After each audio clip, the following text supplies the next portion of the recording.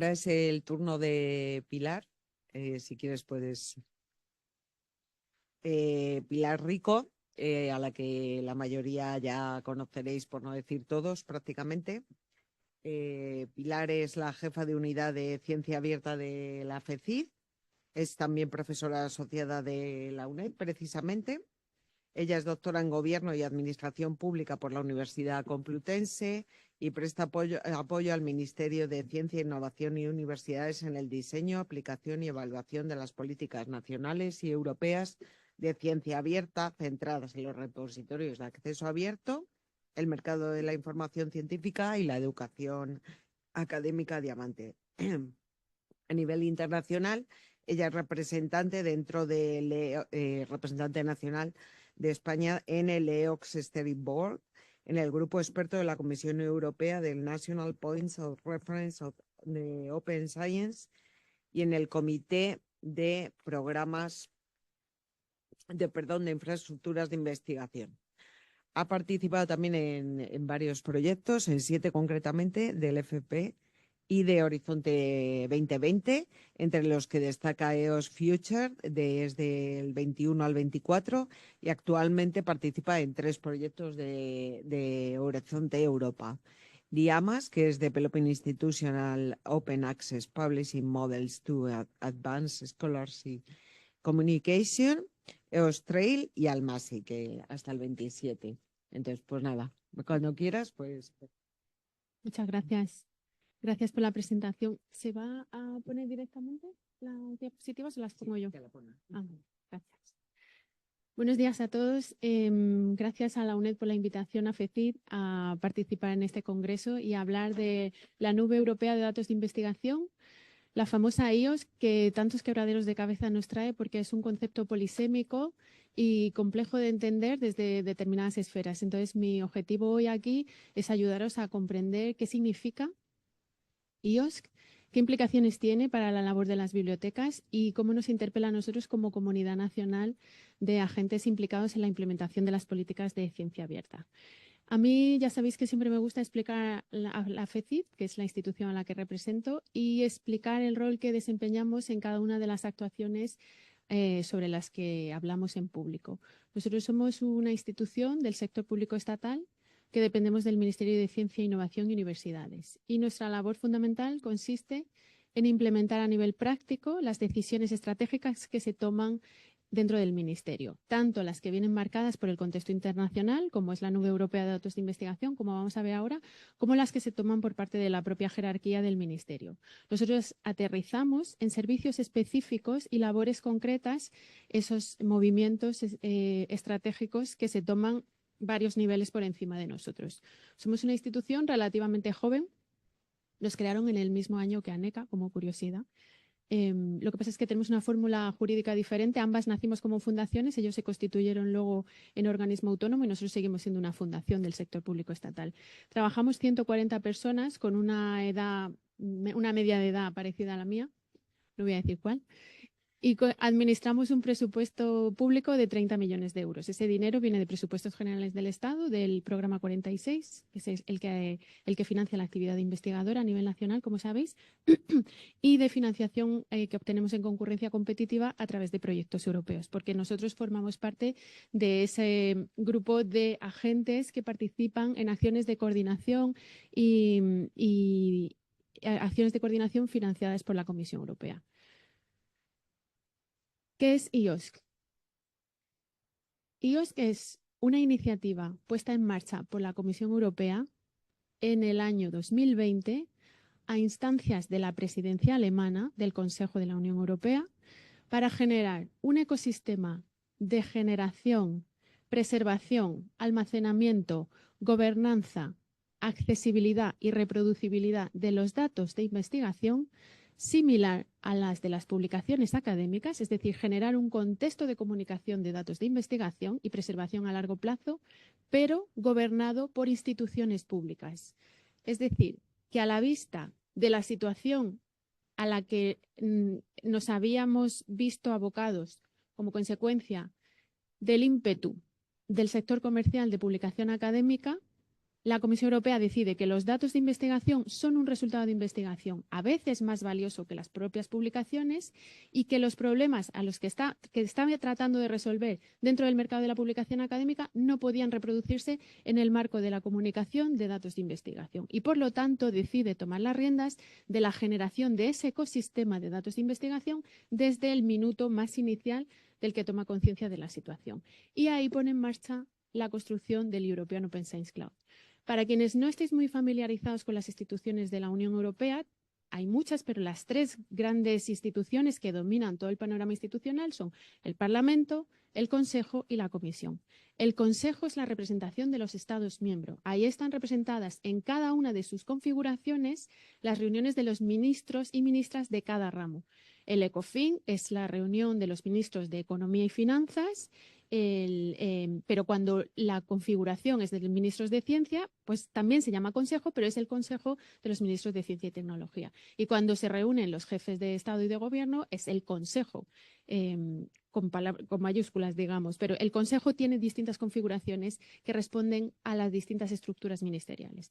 Entonces, el Consejo, cada una de las presidencias del Consejo, que son semestrales y rotativas, y muchos de vosotros recordaréis la presidencia española, que fue en el segundo semestre de 2023, cada uno de los países que ostentan la presidencia del Consejo ponen el acento en sus configuraciones ministeriales en un aspecto concreto. La presidencia alemana, en el año 2020, decide poner el acento en la construcción del Espacio Europeo de Investigación, el famoso ERA, y establece una serie de prioridades. Una de ellas, de veintitantas prioridades que ahora se están reformulando, pero en el último ERA Roadmap teníamos más de 20 prioridades, 22 exactamente. La primera de ellas es Ciencia Abierta / European Open Science Cloud.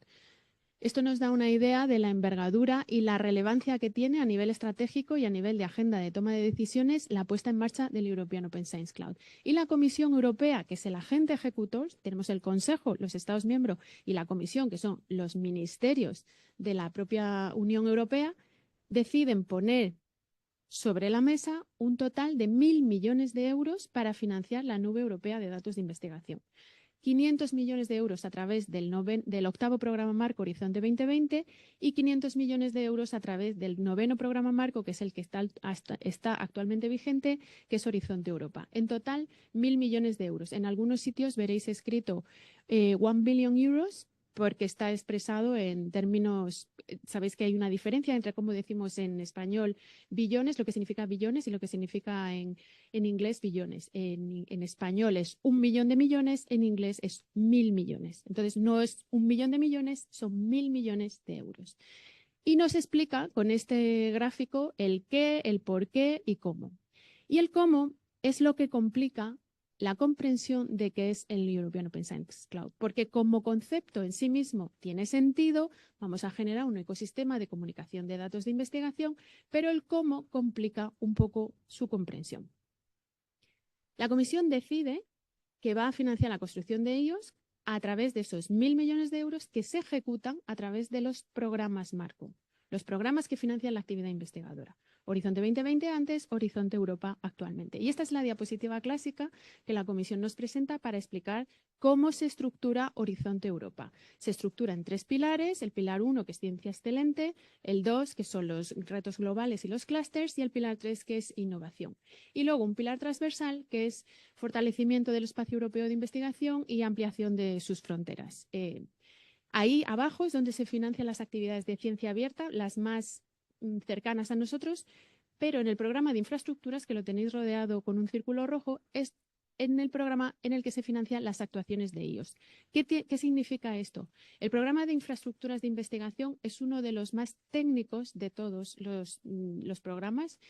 Tiene una fortísima componente de participación de grupos de investigación que se estructuran a través del ecosistema de ESFRIS y de ERICS, que ahora vamos a hablar de él, porque está estructurado, como todos los programas del programa marco, en destinos, lo que denominan destinations. El Destination 5 es el que financia Infra-IOSC, es decir, todos los proyectos que van a construir la nube europea de datos de investigación. Vamos a poner un ejemplo un poco más sencillo para que lo entendamos. Es como si la Agencia Estatal de Investigación decidiese que va a crear, me invento, el CRIS nacional, a través de proyectos de investigación. Entonces financia un proyecto a la UNED, otro proyecto a la Complutense, otro proyecto a la Universidad de Murcia, para que se genere el CRIS nacional. Pues esto es un poco parecido, pero a gran escala, con la diferencia de que los proyectos europeos siempre son en consorcio, nunca son proyectos individuales. Tenemos que tener un mínimo de 2 Estados miembros y un Estado asociado, Estado asociado, perdón, para constituir un consorcio financiado por la Comisión Europea. Entonces, en el programa de infraestructuras de investigación, en el Destino 5, en el Destination 5, es donde se aglutinan las convocatorias de infra-IOS, que son las que están financiando la construcción de la nube europea de datos. Y esa financiación, cuando se escriben las líneas específicas, las convocatorias y los topics concretos que se van a financiar, se hace desde una figura jurídica que se llama partenariado tripartito coprogramado. Y os voy a explicar lo que es esto. Partenariados hay muchos, es una manera de estructurar la toma de decisiones dentro de los programas marco. En Horizonte Europa hay múltiples partenariados, en los clústeres hay muchos, el de salud, por ejemplo, es uno de los más fuertes. Y lo que significa un partenariado es que hay diversas partes implicadas en la toma de decisiones en un elemento concreto. Y cuando se refiere a ellos, el partenariado tripartito coprogramado significa que se coprograma, es decir, que los topics y las convocatorias que se financian con esos 500 millones de euros se deciden por 3 partes: la Comisión Europea, los Estados miembros y los agentes implicados, es decir, los beneficiarios. Esas 3 partes se sientan juntas, se pelean muchísimo y deciden si 100 millones van a esta convocatoria o estos 100 millones van a la otra convocatoria, que me parece más importante. La Comisión Europea está representada, por si esto no iba a ser fácil, por 2 direcciones generales distintas, la DG CONNECT y la DG RTD, a través de la Unidad 4 de Ciencia Abierta. La representación de los Estados miembros, en ella se sientan, en el Steering Board se sientan los ministerios que tienen competencias en la toma de decisiones sobre las grandes infraestructuras de investigación. En este caso, nuestro Ministerio de Ciencia, Innovación y Universidades y FECID como alternate, porque en muchos de los grupos de expertos de la Comisión existe una persona que es la titular y una persona que es la alternate, que la sostiene desde el punto de vista técnico y la sustituye cuando esa persona no puede asistir. Y esa es la razón por la que estoy yo aquí, porque yo soy el alternate dentro del Steering Board representando a España en el tripartito, en el partenariado tripartito coprogramado. Y luego está la asociación, que empieza a complicar la comprensión del concepto IOS porque empieza a convertirlo en polisémico cuando adopta el mismo nombre. La asociación IOS es una entidad privada sin ánimo de lucro a la que cualquier entidad pública, cualquier agente de investigación puede adherirse con el pago de una cuota que es de 10.000 euros para miembros con membresía completa y de 5.000 euros para membresías como solo observadores. La UNED no es miembro de IOS, pero podría serlo, donde se sientan las partes implicadas que son realmente quienes pueden aspirar y quienes pueden solicitar financiación a las convocatorias de infra-IOS dentro del programa de infraestructuras de investigación. De manera que estas 3 partes, cada una con su agenda, cada una con sus limitaciones en la toma de decisiones, cada una con sus limitaciones presupuestarias o sus ambiciones presupuestarias, se sientan juntas y escriben los programas de trabajo a los cuales luego concurrimos el personal investigador en concurrencia competitiva para obtener la financiación. Así que no es la comisión, como en otros programas, escribiendo en soledad y cotejando en los comités de programa con los Estados miembros esa financiación, sino que entra una tercera parte y por eso hablamos de un partenariado tripartito coprogramado. Los hay cofinanciados, hay distintas configuraciones en los tripartitos, en los partenariados, perdón. Cuando se crea el IOS Steering Board, al principio de la creación de IOS en 2020, las prioridades que se dibujan y se comparten y se diseñan como parte de la discusión son 4. La primera es cómo generar unos datos que sean aprehensibles, cómo constituirlos como objeto de investigación, como lo que se denomina la Comisión Artefactos de Investigación. Luego es la relación con el sector privado. Eso es un elemento que ha formado parte de las discusiones más complejas dentro del partenariado, porque todos necesitamos el apoyo de proveedores de servicios externos, comerciales, para el desarrollo de nuestras actividades dentro del sector público, pero el encapsulamiento o la ubicación correcta del rol de esos proveedores comerciales de servicios fue objeto de gran debate, sobre todo al principio de la creación de IOS. La generación de los datos de investigación bajo un paradigma FAIR, que significaba ser FAIR en cada una de las disciplinas sobre las que teníamos que tomar decisiones, y cómo se iba a medir la construcción de esa nube europea de datos de investigación. Estos fueron los primeros debates y sobre ellos se escribieron papers políticos que están publicados y son material de libre acceso en las webs propias de los miembros del tripartito, del partenariado tripartito. Pero la discusión pronto empezó a desviarse por otros derroteros. Una vez plantados los 4 pilares sobre los que había debate, la discusión poco a poco fue derivando hacia otras esferas un poco más pragmáticas. La asociación tomó pronto un liderazgo importante como penholder dentro de las discusiones y como articulador de la agenda, puesto que el interés para estructurar los programas de trabajo de las convocatorias del Destination 5 InfraIOS era enorme, en tanto en cuanto representaban a la comunidad científica implicada en solicitar esos proyectos de investigación. Actualmente la asociación cuenta con 257 miembros, es una representación bastante amplia, de los cuales 138 son miembros de pleno derecho, es decir, con cuota de 10.000 euros. FECID es miembro, pero nosotros ahora mismo ya estamos en retirada porque hemos visto que nuestro rol ahí no tenía tanto sentido en ese punto, sobre todo si estamos participando en el comité de programa y en el steering board de ellos, tampoco tenía mucho sentido estar dentro de la asociación. 91 son observadores y 28 son mandated organizations. Las mandated organizations son, entre comillas, los delegados de clase de cada país. Son las instituciones que representan a los países dentro de la asociación IOS y que intentan articular de alguna manera la voluntad nacional. Porque cuando vamos a grandes infraestructuras de investigación tenemos 2 elementos que pueden definir a nuestras infraestructuras o nuestros intereses de investigación. Está la disciplina específica y nuestra pertenencia a una gran infraestructura, ya tenga forma jurídica de ERIC, o sea, una ESFRI, que formemos parte de un proyecto concreto, que tengamos una comunidad internacional a la que liguemos nuestros intereses de manera clara, o nuestras prioridades nacionales en tanto en cuanto a visibilidad nacional, retorno del programa marco, que eso es uno de los objetivos claros por parte de todos los ministerios de todos los Estados miembros y Estados asociados, los retornos que obtiene la comunidad científica de los programas marco. Entonces, las Mandated Organizations tratan de articular las voluntades nacionales dentro de la asociación. En España, la Mandated Organization es el CSIC, que fue además una de las 4 organizaciones que estuvieron en el origen de la creación de la Nube Europea de Datos y de la asociación IOS.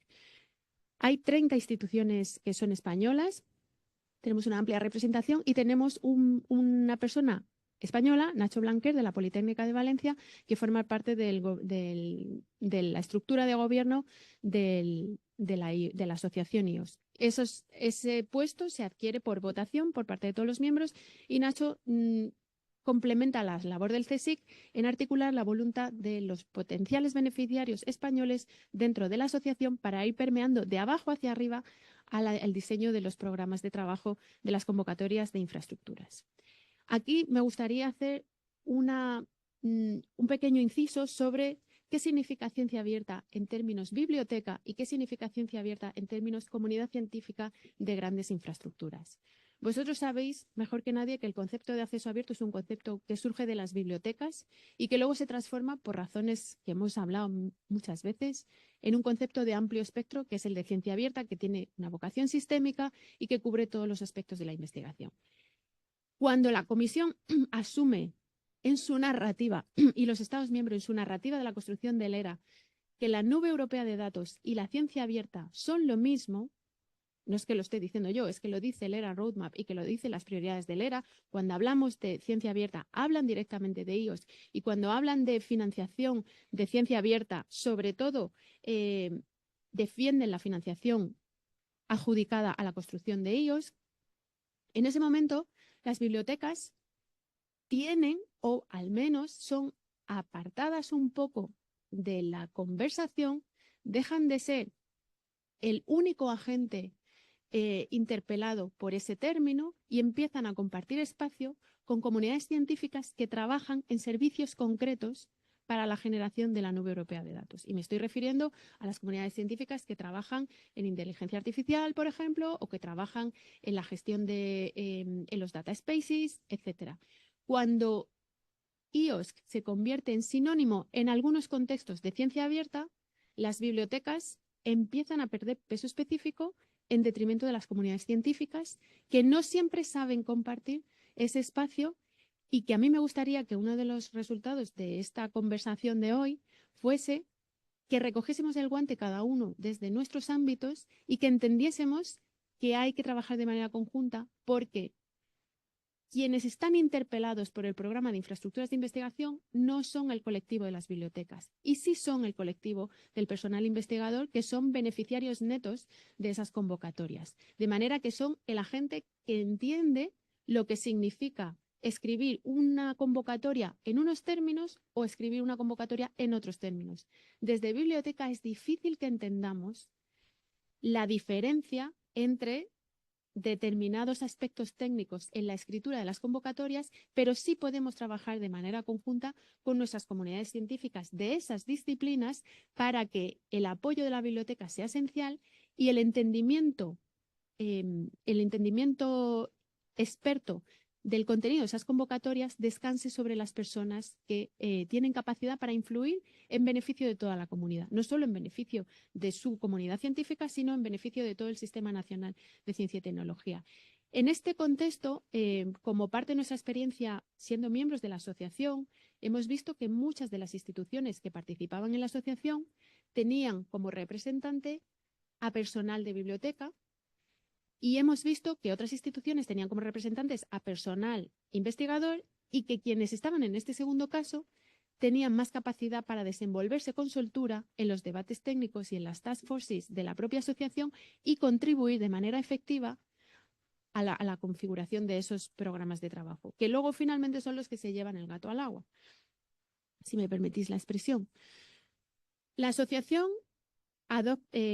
escribe en el año 2021 la SRIA, que es la Strategic Research and Innovation Agenda, que es el documento con el cual se presenta ante el partenariado y dice cuáles son las prioridades de financiación que tienen que ir a los programas de trabajo.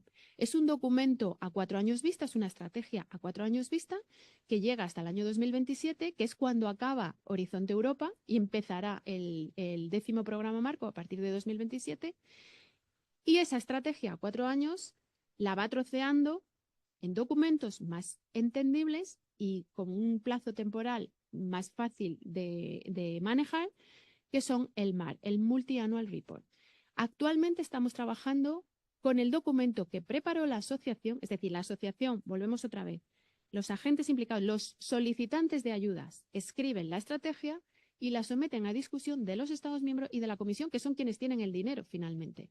Pero son los beneficiarios los que le dicen, dale el dinero a estas cosas que yo te estoy diciendo. Y lo escriben en la SRIA a 4 años vista, que luego se traslada al Multi-Annual Report, que son 2 años.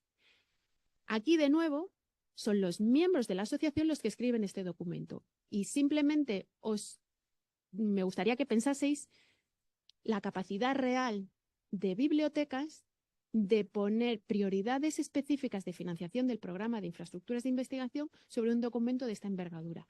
Necesitamos colaborar con nuestros equipos de investigación, porque ellos sí que son los que luego van a escribir las convocatorias, van a escribir las propuestas y van a obtener financiación. Y lo que nos dice el Multi-Annual Report de 23-24, que el partenariado adopta por unanimidad, es que se van a estructurar los trabajos en 3 estados distintos. El primero es la Federación de Infraestructuras. La Federación de Infraestructuras que ya existen, porque las primeras iniciativas que financia Horizonte 2020 son de, primero, identificar cuáles son los espacios de generación de datos de investigación que tenemos en el espacio europeo de investigación, es decir, quién genera datos. qué entidades trabajan masivamente en la generación de datos de investigación. Luego, en identificar esas infraestructuras y sus formas jurídicas.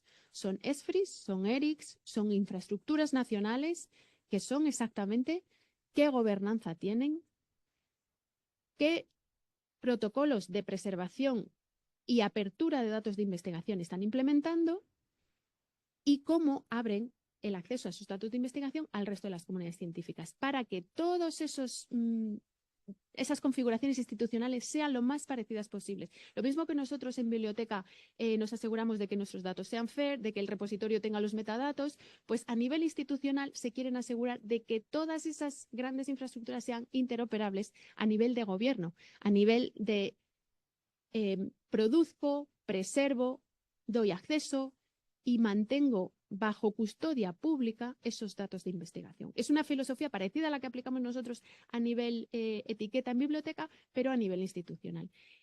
Todas esas acciones se financiaron con fondos de Horizonte 2020, recordad, el 8º programa marco que ya está cerrado.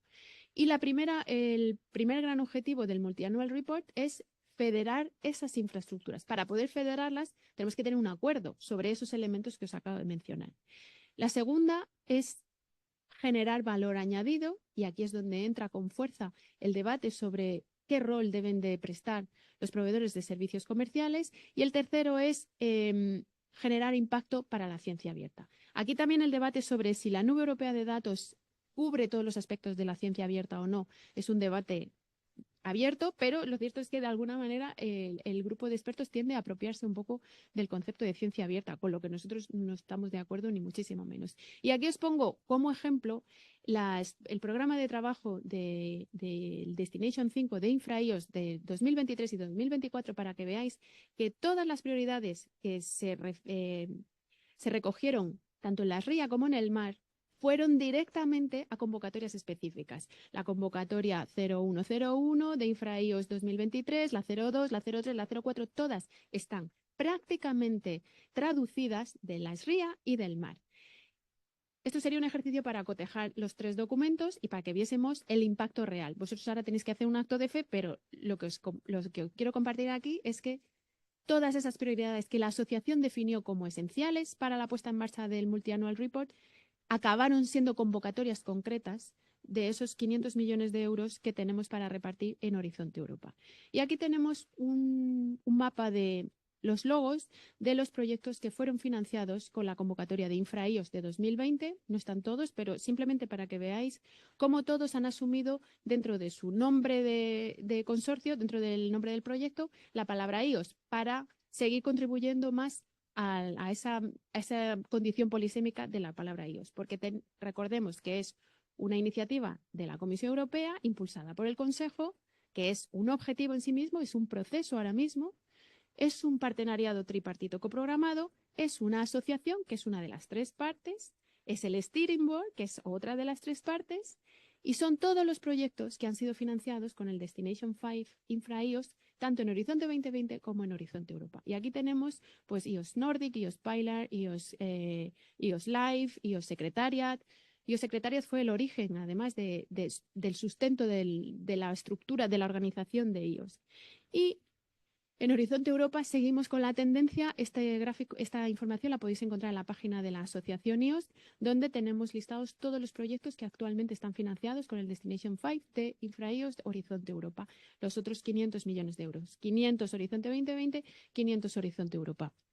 Y todos adoptan el logo IOS. Los que tienen el logo de la asociación son participados por la asociación, porque la asociación en este caso juega un poco a ser juez y parte de las convocatorias, y en esta construcción los consorcios que forman esos proyectos desarrollan su propia agenda muchas veces. De manera que una de las discusiones que está encima de la mesa dentro del Steering Board es si es idóneo o no es idóneo poner en marcha una infraestructura de esta envergadura a través de proyectos de investigación con consorcios internacionales que acaban desarrollando sus propios intereses institucionales y su propia agenda, tanto dentro del consorcio como más allá. Eso es además una circunstancia que se observa de manera clara con otras iniciativas como la financiación de las grandes infraestructuras a través de la figura legal de las ERICs, que al final acaban siendo infraestructuras muy dependientes de financiación externa y que la sostenibilidad de los servicios depende todo el rato de esa financiación externa. Y esa financiación que se obtiene en concurrencia competitiva finalmente acaba generando bolsas de financiación que están cautivas para poder sostener esos servicios a largo plazo. Pues con la puesta en marcha de IOS pasa un poco esto, y eso es uno de los debates que hay ahora mismo abiertos dentro de la discusión del partenariado tripartito. La participación de España, si bien en la asociación es alta, en lo que se refiere al retorno de proyectos de InfraIOS, también es alta en número de entidades beneficiarias, donde encontramos un 56% de todos los proyectos que se han financiado en las convocatorias de 2024, que salieron las resoluciones en julio de este año, antes del verano, de todos los proyectos que se han financiado, que son un total de 9 a 163 instituciones, un total del 56% de esas instituciones son instituciones españolas, pero solamente participamos en el 6% de los proyectos.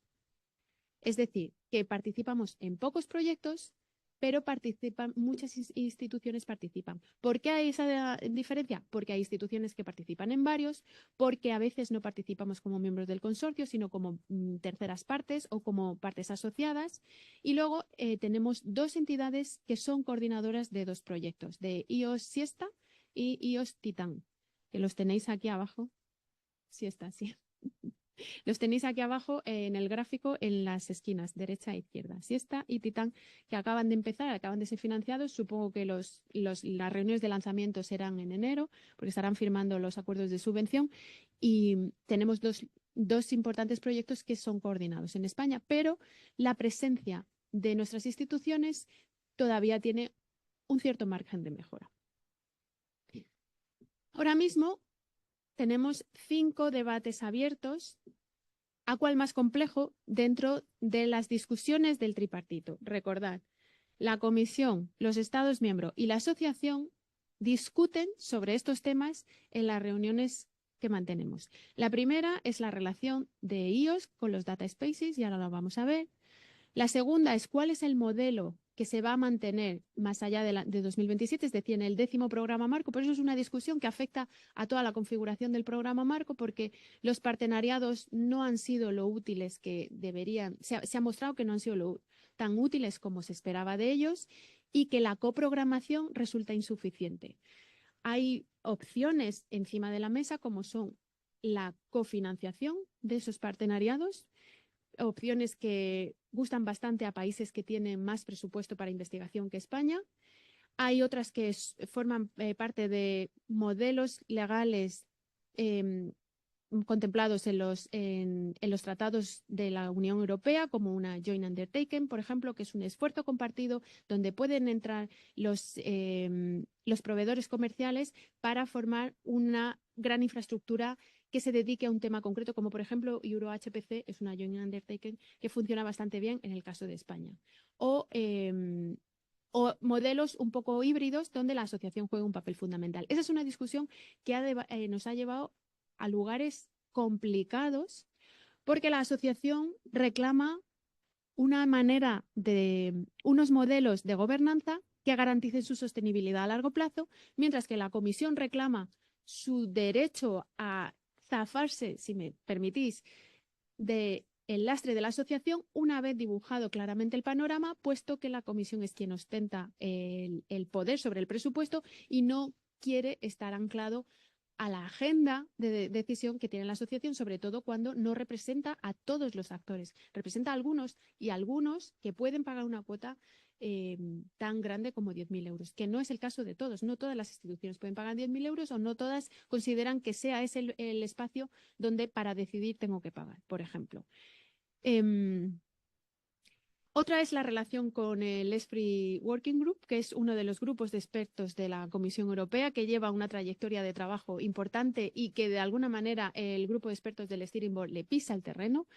Otra es la monitorización de IOS, en el que FECID trabaja de manera directa, y otra es la Federación de los Nodos de IOS, que es la parte más candente ahora mismo y a la que es posible, sobre la que es posible que hayáis recibido alguna información, alguna consulta o alguna petición de posicionamiento.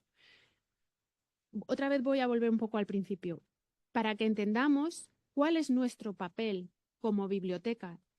¿Qué podemos contribuir a la nube europea de datos? ¿Qué es exactamente la nube europea de datos? ¿Y por qué puerta estamos entrando cuando entramos a la nube europea de datos? Vosotros tenéis la opción de contribuir a través de la asociación, en caso de ser miembros de la asociación. La UNED no lo es, pero aquí hay instituciones que no son la UNED, a través de la asociación o a través de nuestro gobierno, a través de FECID, en este caso del Ministerio, en el Steering Board, en la toma de decisiones sobre qué se va a financiar. Y luego los debates, nosotros tenemos la potestad de invitar a personal experto en las distintas subconfiguraciones dentro del Steering Board para que nos ayuden a vislumbrar elementos que nosotros no somos capaces de ver porque forman parte del día a día del trabajo experto de otros colectivos. Dentro del Steering Board hay un subgrupo de políticas, hay un subgrupo de monitoring en el que yo trabajo, en el de políticas no, y ahí está el subgrupo del comité. El subgrupo del comité es un subgrupo técnico porque no sé si sabéis que las presidencias del Consejo van por tríos, trabajan en tríos. Entonces, el trío actual está formado por España, que fue la presidencia en el segundo semestre de 2023, Bélgica, que fue la siguiente, y Hungría, que es la presidencia actual. Nosotros formamos un trío, somos 3 vagones que vamos juntos, y hemos estado trabajando con el trío saliente, que era Francia, República Checa y Suecia, y luego el trío entrante trabaja de manera coordinada con nosotros. De manera que los Estados miembros trabajamos como de 3 en 3 para que no se pierda la trazabilidad de las decisiones que se van tomando. Entonces, quienes están en algún punto de ese trío entrante o saliente, normalmente ostentan la posición de chair dentro de esos grupos de trabajo. Y nosotros estamos ostentando la posición de chair dentro del subgrupo de monitoring. Pero volviendo a los data spaces, uno de los debates más importantes que se abrió, pero todavía no está cerrado, es cómo la construcción de la nube europea de datos, con toda esa implicación económica, de movilización de recursos, de toma de decisiones, una gobernanza complejísima, como os acabo de intentar trasladar, con múltiples agentes, múltiples agendas, alianzas estratégicas, reuniones bilaterales para intentar reconducir las reuniones plenarias. Como eso, que ya en sí mismo es complejísimo, se relaciona con las iniciativas que ya estaban en marcha, como la creación de los data spaces, que son iniciativas bien articuladas, que tratan de estar bien engrasadas a través de los Estados miembros y que son iniciativas persistentes. La más retadora es la de los datos de salud, en la medida en la que compromete elementos importantes relacionados con el Reglamento General de Protección de Datos de carácter personal y donde la estandarización de datos es un auténtico sin vivir para las comunidades que trabajan en esas disciplinas. Si ya es difícil a nivel regional, a nivel nacional, a nivel transnacional, dentro del espacio europeo de investigación, el Data Space de salud es uno de los más complejos. Y el Steering Board decidió iniciarse con el Data Space de salud para relacionarse y decir: vamos a ver lo que estáis haciendo vosotros con vuestros datos de salud, vamos a ver lo que podemos hacer nosotros y vamos a ver cómo os podemos federar. Como la conversación se enredó en un alambre de espinos complejísima, no ha evolucionado muchísimo, pero ahí sigue al ralentí, pero se sigue manteniendo. La segunda es la monitorización de IOS, que en algunos momentos acaban llamando monitorización de ciencia abierta. Nosotros no resistimos a que IOS sea ciencia abierta porque sabemos todo lo que implica la ciencia abierta que no está contemplado dentro de IOS, entonces intentamos que ciencia abierta sea el apellido y no el nombre propio, y eso es una lucha que puede parecer menor, pero al final las políticas son narrativas también y eso es un elemento muy importante. No podemos obviar la parte fundamental que tienen de construcción de discursos específicos, la construcción de políticas públicas. Y si asumimos que IOS es ciencia abierta, pues algunos ganarán y otros perderán en ese contribuir entre todos a que la ciencia sea un bien público. Así que tenemos un ejercicio de seguimiento de las actuaciones del European Open Science Cloud que se gestiona a través de una encuesta, una metodología específica y una visualización que ha sido proporcionada por uno de los proyectos financiados con Horizonte 2020, que era EOS Future. Por eso, como os decía antes, la Comisión da dinero a los proyectos prestan servicio a la construcción de EOS y luego entre los 3 agentes del partenariado vamos haciendo uso de esos servicios y dándoles un sentido a largo plazo. Y uno de los resultados más importantes de EOS Future fue la creación del monitoring, cuya sostenibilidad está comprometida por nuevos fondos de investigación también proporcionados por la Comisión Europea. Es todo un poco circular. Y el debate más importante, y me quedan 5 minutos y aquí ya me voy a parar, es la federación de los nodos. Y la gran pregunta que enfrenta a unos Estados miembros con otros, a algunos con la Comisión, a la Comisión con la Asociación contra España, España con Francia, por ponernos un ejemplo, que no es así, es qué es un nodo federable en EOS. ¿Qué es un nodo? Los nodos son nacionales, los nodos son temáticos, pueden ser transnacionales, y os pongo un ejemplo muy tonto para que lo entendamos. Un nodo puede ser Recolecta, donde estarían representados todos los repositorios nacionales. El nodo es OpenAir, pero si los repositorios están en OpenAir y Recolecta está en OpenAir, ¿quién es el nodo? ¿Es OpenAir? ¿Es Recolecta? ¿Es el repositorio de la UNED? ¿Cuántas veces vamos a estar representadas cada una de las infraestructuras digitales de ciencia abierta en esos nodos de investigación? Si formamos parte de Óperas, por ejemplo, que está catalogada dentro del ESPRI Roadmap, si FECID forma parte de Óperas con sus servicios asociados, FECID ya está federada en EOS porque Óperas forma parte de EOS. Si Óperas va a dar soporte a Open Research Europe y Óperas ya está ahí, Open Research Europe es un nodo también, la discusión es infinita. Y como os decía antes, quien tiene el poder de escritura, quien ha agarrado el bolígrafo el primero ha sido la asociación. Y la asociación ha hecho un handbook sobre la federación de nodos para EOS y ha sometido ese handbook a consulta pública. La consulta pública ya está cerrada, se abrió antes del verano, ha tenido una aceptación bastante grande. Una de las discusiones que nosotros mantuvimos en las reuniones es: no deis de plazo el mes de agosto para que nuestra comunidad aporte, porque en España en agosto es festivo, porque podemos hablar de lo más tonto hasta lo más grande en esas discusiones. Se abrió y aquí tenéis esta diapositiva, es un pantallazo de la asociación EOS, donde han ido tachando los hitos a los que se comprometieron en las reuniones del partenariado a ir consiguiendo. Ya está hecha la consulta pública, ya hay datos sobre esa consulta pública y ahora los estamos analizando para acordar efectivamente la definición de nodo y quiénes serán los primeros nodos que se federen dentro de ellos. En principio no esperamos que haya ninguna entidad española que esté preparada para federarse como nodo, pero aquí hay que tomar una decisión de índole estratégica. A veces llegas el primero y eres el rule maker porque eres capaz de decir esto sí, esto no, y todos los que lleguen que se acomoden a mí, pero hay veces que llegas el primero y pagas el pato de que no haya nada preparado para cuando tú llegues. En este caso, puesto que la comunidad española manifestaba un nivel de madurez todavía débil en comparación con otros países o con otras infraestructuras para formar parte de los primeros pobladores de EOS, la Federación de Nodos, no esperamos, pero puede cambiar la situación. Ahora mismo, en el estado en el que están las conversaciones, no se espera que haya ninguna infraestructura española que se federe como nodo, pero para vosotros como biblioteca, lo que es importante y me gustaría que tuvieseis en mente es que nosotros, a través de nuestros servicios de certificación, estamos guardando un espacio para poder federarnos dentro de ellos cuando eso sea posible. Todavía no es posible por todas las telarañas que hemos tenido que atravesar, que os he intentado transmitir en este rato. Y porque además no se sabe muy bien cuál es la pista de aterrizaje de esa federación y no se sabe muy bien cuáles son las condiciones de vuelo que se nos van a exigir. Pero lo que sí sabemos es que nuestra Estrategia Nacional de Ciencia Abierta, en el primero de los 4 ejes, cuando hablamos de infraestructuras de investigación, la última de las medidas que componen ese eje es federar las infraestructuras digitales de ciencia abierta en la Nube Europea de Datos de Investigación.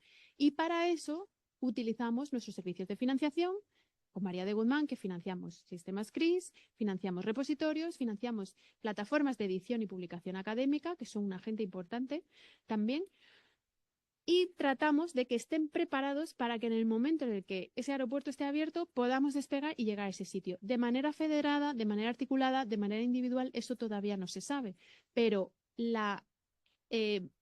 hacer que toda la comunidad de plataformas digitales de ciencia abierta tenga unos buenos mimbres y esté constituida de manera robusta, esa es nuestra labor aquí. A veces puede parecer pequeña, pero cada uno hace su parte. Y nuestra parte, en este caso, es garantizar la solvencia de estas infraestructuras para que en el momento en el que esté abierta la posibilidad de la federación de ellos, no perdamos la oportunidad, sino que estemos listos para estar ahí. Y nada más. Muchísimas gracias por todo.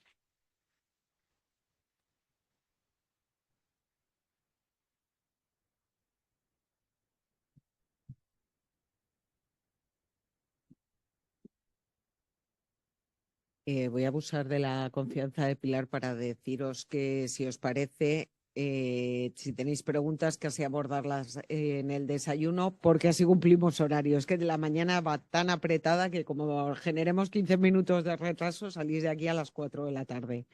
Entonces, el desayuno, igual que ayer, es en la biblioteca, en la primera planta.